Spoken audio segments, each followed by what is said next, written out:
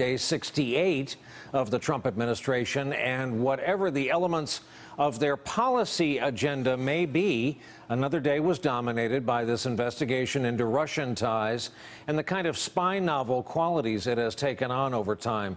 Chiefly, there are these two subplots. The first involves the California Republican who is chairman of the House Intelligence Committee, Devin Nunes, after admitting two visits to the White House grounds last week, one to view intelligence from a source he will not name, the other to share intelligence with the president.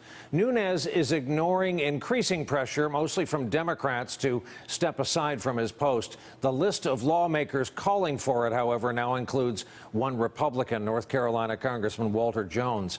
Late today, our Capitol Hill producer caught up with Chairman Nunes, and he confirmed he has no plans to share his intelligence source, not even with the members of his own committee. So you're not going to tell the committee who your source is? We never talk about sources and methods.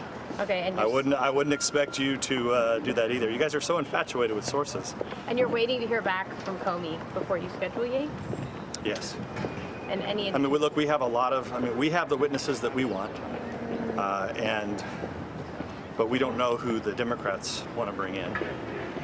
Okay. So, we're still waiting on them to. Can you tell us who signed you in at the White House? We're not going to ever talk about any of that.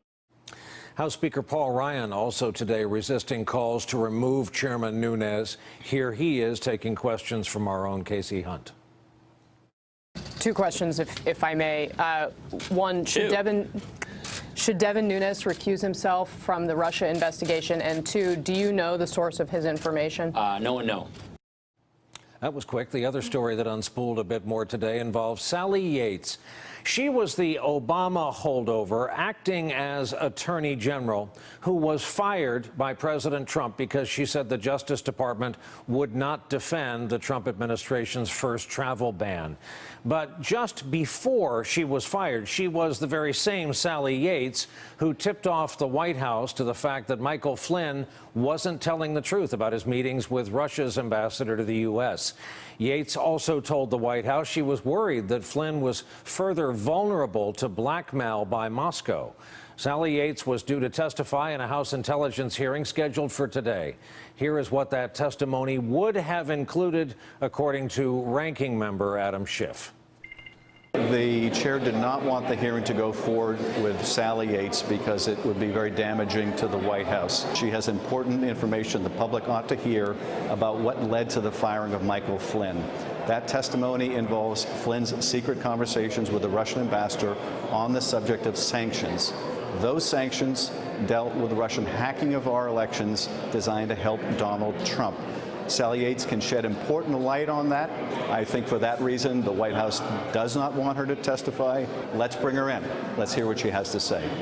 Today's open hearing was postponed by Chairman Nunes, along with a closed hearing with FBI Director Comey, NSA Director Rogers. And today, the Washington Post reported that the Trump administration was, in fact, seeking to block Sally Yates from testifying on Russia at all.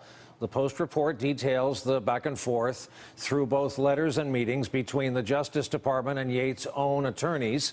The DOJ reportedly considers, quote, her possible testimony, including on the firing of former National Security Advisor Michael Flynn for his contacts with the Russian ambassador, to be off limits in a congressional hearing because the topics are covered by attorney-client privilege or the presidential communication privilege, critical wording there. Yates and her attorneys argue that the administration waived any privilege because of past White House statements and pledged she would testify unless they heard back from the White House. In other words, Yates wanted to know if the White House was bluffing or serious. In the briefing room today, Sean Spicer responded to this story. I hope she testifies. I look forward to it. It was never, let's be honest, the hearing was actually never notified. If they choose to move forward, great. We have no problem with her testifying, plain and simple. The report in the Washington Post is 100% false, but to suggest in any way, shape, or form that we stood in the way of that is 100% false. This is where it comes back to Chairman Nunes. He is the one who canceled the hearing where we would have heard from Sally Yates, and he did so before the administration would have been forced to somehow forbid her testimony. The leader of the free world was back on Twitter tonight, another version of nothing to see here on the Russia story, another attempt actually to diminish our institutions, promote Fox News, and deflect the attention to the Clintons. Quote, "Why doesn't fake news talk about Podesta ties to Russia as covered by Fox News or money from Russia to Clinton? Sale of uranium?" Back to the Russia investigation. Remember what this is. There is a criminal investigation working to determine whether the president and or his team colluded with the Russians to help Hillary Clinton lose the election and Donald Trump win it. Let's bring in Eliana Johnson. She's national political reporter for Politico. And all of this matter of Devin Nunes and the rest, here's why all these questions are being asked. The question is, did the White House give him some stuff? He runs out, does a big dog and pony show, goes into the White House, briefs the president, comes out for another dog and pony show, never shows it to anybody because he never even had it and won't tell us what it is. Is this just all a distraction? That's the question. And usually when you have a direct question like, did the information that Chairman Nunes have come from the White House? If it didn't, they would say no. They didn't say no, so you wonder. Exactly, and I think the even bigger question underlying that is it possible to have a truly bipartisan investigation into the Russian interference in the campaign? And that's what was immediately asked after this Nunes controversy erupted, with his counterpart, Democratic Representative Adam Schiff, immediately taking the opportunity to say, see, look, he went to the White House first and now arguably beforehand, and using that to say that, look, this is being hijacked by partisanship, and we need an independent investigative arm to look into this. If the Russians, by the way, and their leader, the former KGB agent who most likely had a lot of people murdered along the way, if the Russians were colluding with one of the political parties to sway the election, there ought to be a free and fair investigation of such a thing. And the question is, can a partisan who's one of the ones accused of doing some talking, can he conduct this thing fairly? The House committee hearings are on hold, and the chairman, former Trump transition team member Devin Nunes, is facing growing allegations of collusion himself, collusion with the White House, seemingly aimed at giving the president cover on his unfounded claim that President Obama wiretapped him. Now, tonight we have new developments on that. You can call it new evidence or another piece of the puzzle, but it's really a tantalizing piece of information that was reported by CNN contributor Ryan Lizza, who first wrote about it for The New Yorker. And we want to go into some detail about it tonight off the top of the broadcast because it's a potentially important piece of information that adds to the timeline of what Chairman Nunes did last week that's brought the House intelligence investigation to a halt. And it also adds to the suspicion that Mr. Nunes colluded in some way with the White House, helping make each domino in this story knock over the next. So here's what Ryan Lizza wrote in The New Yorker about what a White House official told him before that bombshell hearing when Director Comey and the head of the NSA, Mike Rogers, testified last Monday. Quote, "Last Monday morning, shortly before the start of the hearing, a senior White House official told me," this is Ryan Lizza speaking, "you'll see the setting of the predicate. That's the thing to watch today." He also said, and I quote, "Watch Nunes today." Again, that's a senior White House official telegraphing a strategy that would become clear in the hearing, telegraphing a punch, if you will. Not only that, this official even describes what kind of punch is coming, suggesting that Lizza read a report in The Hill, which was dated the 11th of March, 9 full days before the hearing. So here's the lead of that report from The Hill. It said, quote, "Intelligence agencies could have inadvertently collected and then searched Donald Trump's phone calls under a controversial loophole in surveillance law, experts say, even if it did not involve a wiretapping order from a federal court." So that's really interesting when you consider it, because that's a senior White House official telling Ryan Lizza of The New Yorker the morning of this hearing to basically watch for talk about inadvertent collection of Donald Trump. Not direct wiretapping, but inadvertent collection.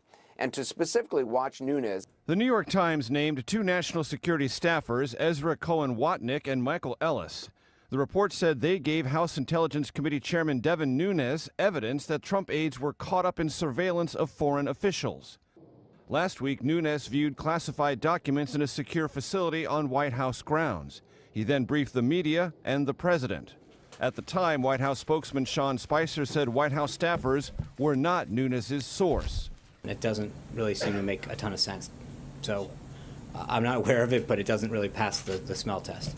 Today, the White House would neither confirm nor deny the Times report. I'm not commenting on the reports, Major. We are not going to start commenting on one-off anonymous sources that publications publish. If it were wrong, would you tell us? I'm not going to get into it. In a letter, the White House invited the leaders of the House and Senate Intelligence Committees to view classified information it said was relevant to the committee's investigation. The White House said the evidence turned up in the ordinary course of business.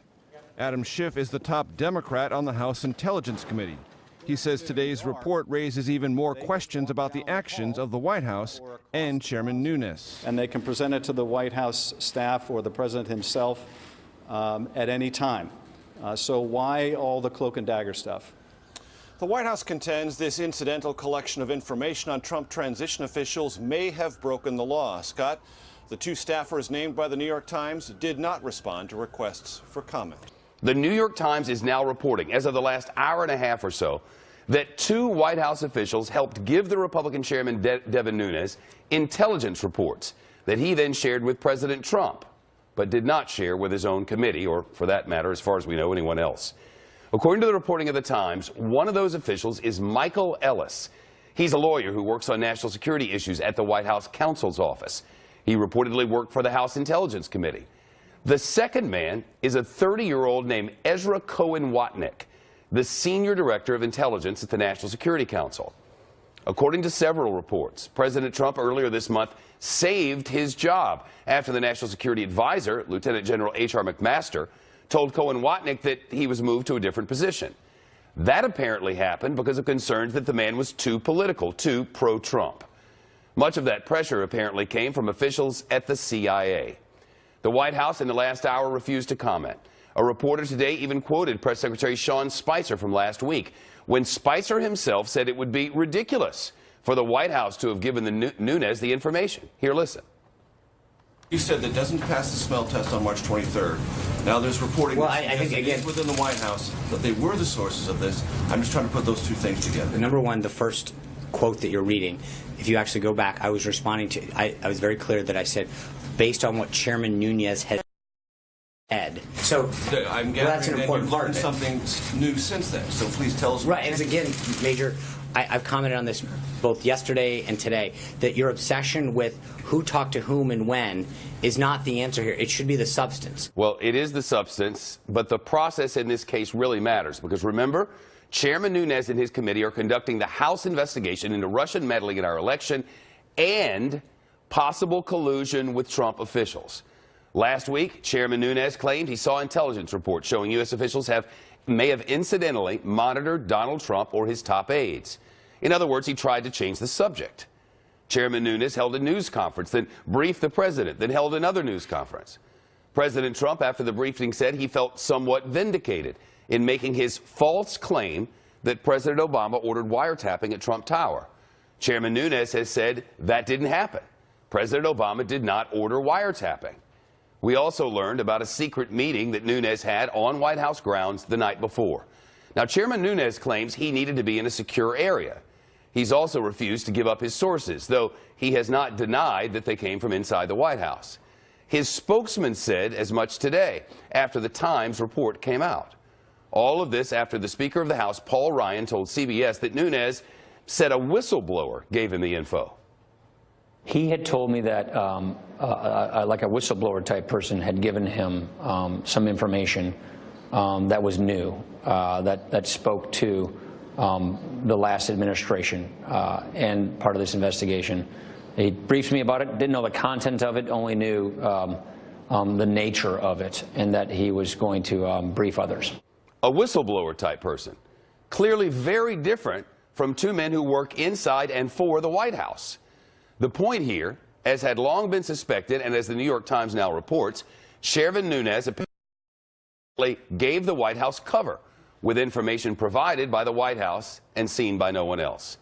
Nunes' actions have raised questions. Specifically, Can Chairman Nunes be impartial in this investigation, or is he a White House shill?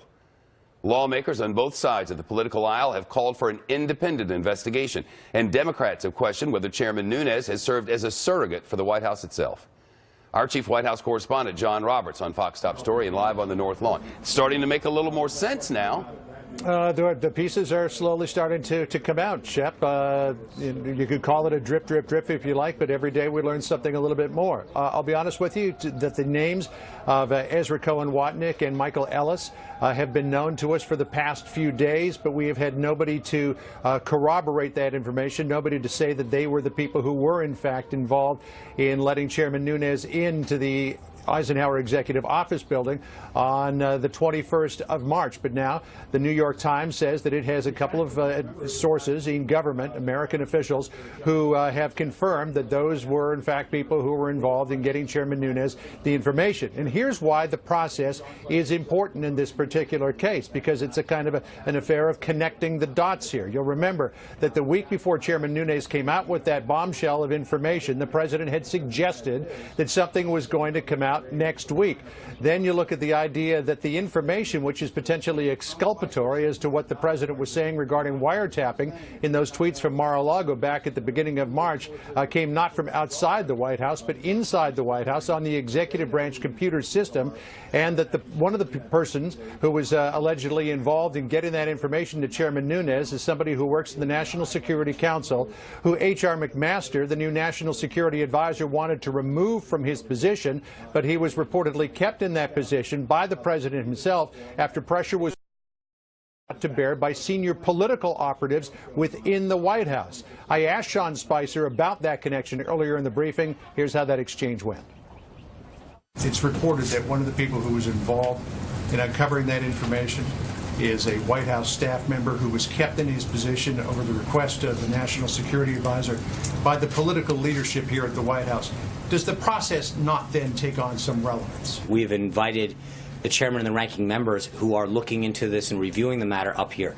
That doesn't mean that we allow uncleared members from the media. That's not what I asked. What I asked was, when you have that connection of dots all the way along, does the process, does the provenance of this information not become relevant? It's up for the people who are conducting the review to decide that, not for the people in this room to decide it. It is up to the people who are cleared to look at that information and that material, to look at it and make their evaluations.